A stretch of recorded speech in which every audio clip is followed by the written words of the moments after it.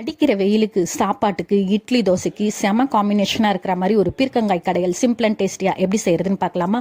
ஒரு வெங்காயம், 2 தக்காளி, ஒரு 5 பல் பூண்டு எல்லாமே எடுத்திருக்கேன். ஒரு பீர்க்கங்காய் தோல்லாம் ரிமூவ் பண்ணிவிட்டு சின்ன சின்னதாக கட் பண்ணி எடுத்து வச்சுருக்கேன்.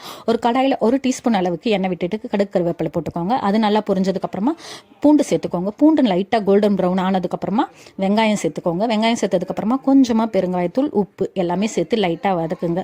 இது நல்லா கண்ணாடி பதமாக வந்ததுக்கப்புறமா பீர்க்கங்காய் போட்டு லைட்டாக வதக்கிக்கங்க. ஃபைனலாக தக்காளி சேர்த்துட்டு கொஞ்சமாக மஞ்சள் தூள், ஒரு 1.5 டீஸ்பூன் அளவுக்கு நான் வீட்டு மிளகாய் தூள் பயன்படுத்துகிறேன். உங்கள் காரத்துக்கு தகுந்த மாதிரி நீங்கள் மிளகாய் தூள் ஆட் பண்ணிக்கலாம், கூட்டவோ குறையவோ செஞ்சுக்கலாம். நல்லா வதக்கிட்டே இருந்தீங்கன்னா நல்லா ஒரு சுருண்டு வரும். அந்த ஸ்டேஜில் இது ரெடி ஆகிடுச்சுன்னு அர்த்தம். இதை ஆஃப் பண்ணி ஆற விட்டுருங்க.